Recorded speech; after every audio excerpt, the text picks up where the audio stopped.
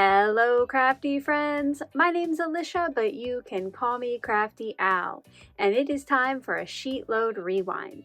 I hope you'll stick around to see what month we're revisiting today.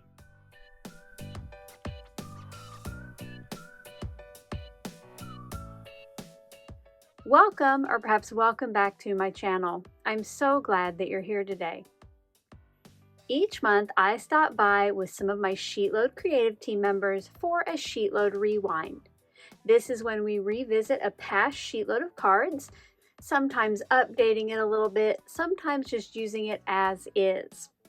Make sure when you're done with my video today that you check out everybody else's creations.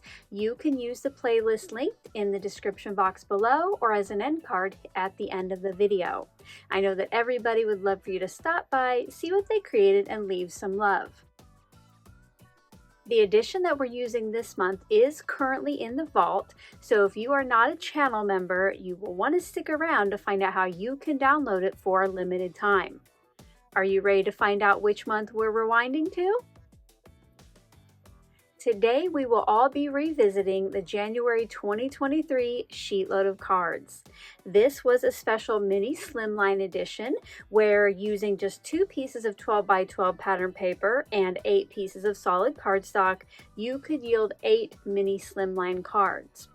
Currently, this edition is in the vault, which means it's only available to channel members, but because it's the edition that we're featuring in this month's rewind, it will be available for a limited time to all subscribers. So if you don't yet have this, make sure to stick around to find out how you can download it for free.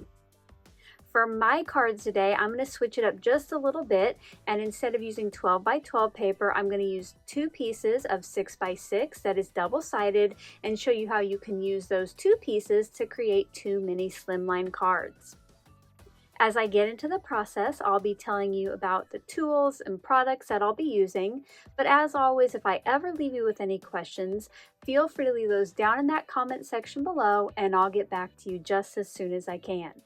Let's get crafty! Today I will be using the single piece dimensions from the printable for the pattern papers, and for mine I chose 2 pieces from this Carta Bella My Valentine paper pad. I liked the patterns on the front and the back and thought they would go nicely together. I'm going to start by slicing this first one in half. Now if your pattern paper does have a direction, make sure to keep that in mind before you make the first cut, but this piece is 3 inches wide. On the piece that's left, I'm going to rotate it and cut 1 inch off the bottom. So piece C, that is 3 inches wide by 1 inch tall, and then I'm going to rotate it back sitting the correct way and cut this piece to 2 inches wide. This will leave a little bit of a scrap there, and I will show you later how I use that. Because my pattern paper does have the hang tab at the top, or the hole, and it's a little bit taller than 6 inches, I did have to bring back in piece A and B, and I cut A to 6 inches tall and B to 5 inches tall. I cut the second pattern paper in the same way, and later on the cards I will be flipping over piece A and C for the coordinating pattern. The rest of the cutting you'll need to do for these cards is for your cardstock for the base and the mats, and while I do not show it in this video, I do have the original process video linked down in that description box below. I cut this off screen. I used a red cardstock from my stash for my pieces, and you will notice that I did not cut the 2-inch circle because I'm doing something a little bit different for my focal points. The largest piece of cardstock that I just cut will be for the card bases. Now you could definitely just fold this in half by hand, but I do like to bring in my Scor-Buddy, do a couple scores, and then give it a nice crisp fold with my bone folder. Once all of those main pieces were cut, I started assembling the cards. I added the largest piece of pattern paper to the card base, trying to get a nice even border, and then I put the smaller, the piece C, on its mat. I did purposely cut the red cardstock mat a little bit wider than 3 inches, and then I just trimmed off the excess.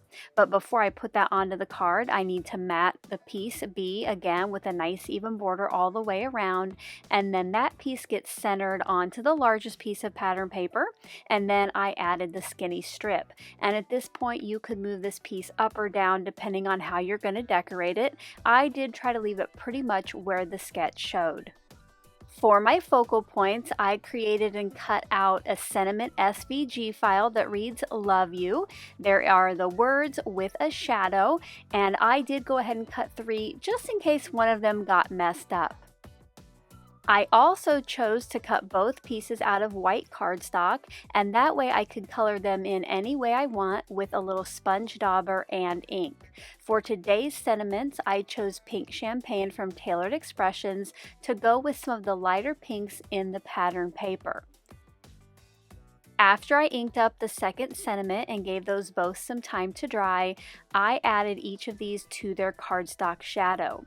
So I could get a nice even white border all the way around. I did use liquid glue for some wiggle time so I could adjust it, and to help everything adhere nicely, I placed it under some magnets on my glass board, my magnetic glass board, and gave these some time to dry. Since my cards are pretty flat so far, I decided to add some dimension by adding foam tape to the back of my sentiments, but before I adhere those, I did add some liquid glue to the foam tape, and that way I can figure out where on my card I want it to go, and again I have just a little bit of wiggle time to get it straight and placed where I want it. Off camera, I added a piece of white cardstock to the inside of each card, and I decorated it with some of the leftover pattern paper from cutting down the pieces for the front. This is a great way to make sure your personal message is easy to read on something like a red card base, and it just adds a little extra decoration. Here are some close-up looks at the finished cards.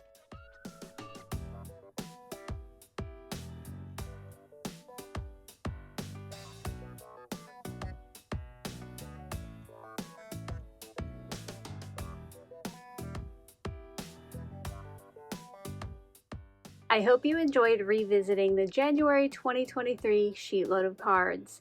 If you did, as always, a thumbs up is appreciated. Now, if you don't yet have this free printable, as always, I do ask that you're subscribed to my channel before you click on the download link, which I'll tell you where that's at here in just a minute. Subscribing is free, quick, and easy.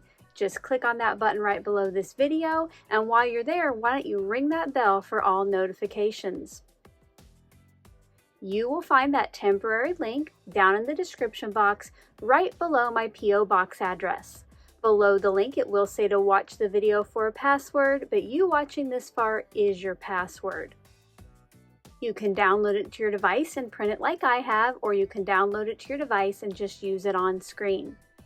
Now don't forget to go see what everyone else created this month by using the playlist linked in the top of the description box below or as an end card here in just a few seconds. Until my next video, I hope you're all having a crafty day. Bye-bye. Thank you so much for taking the time to watch all the way to the end of the video. I hope now you'll consider clicking on one of the videos or playlists I have linked above. And if you are interested in any of the products or tools I used in today's video, I do have some links in the description box below.